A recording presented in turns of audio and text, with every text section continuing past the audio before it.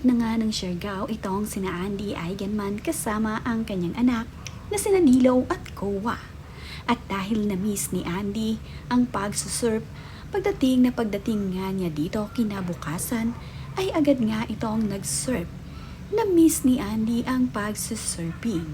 Makikita naman sa videong ibinahagi dito sa short video clip ni Andy Eigenman ay kitang-kita kung paano na mag-surf itong si Andy. Mahusay nang mag-surf itong si Andy Eigenman. Hanggang sa pagtayo nga niya sa surfing board ay talaga namang balanse na ito at talaga namang matatag na itong si Andy. Malaki na nga ang ipinagbago ni Andy Eigenman.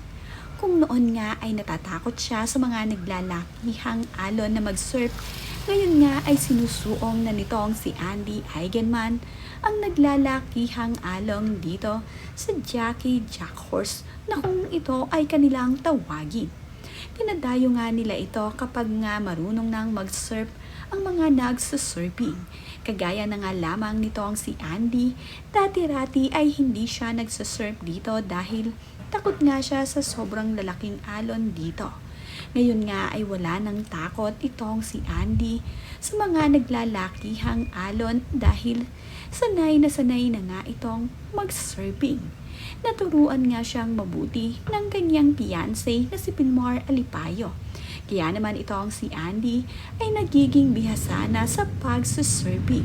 Kagaya nga rin ng kanyang anak na si Lilo ay mahusay na rin mag-surf itong si Andy Eigenman.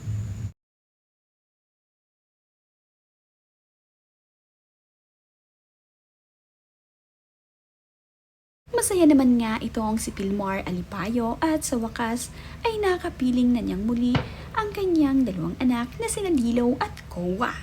Hindi nga siya kasama nang magpunta ang mga ito sa Manila.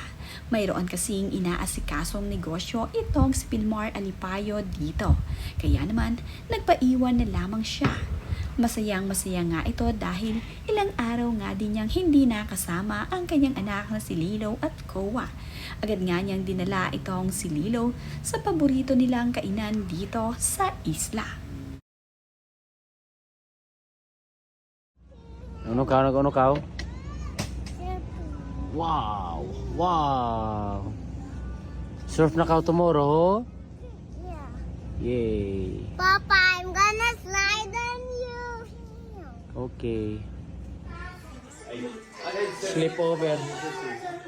I said, only one more kid for me.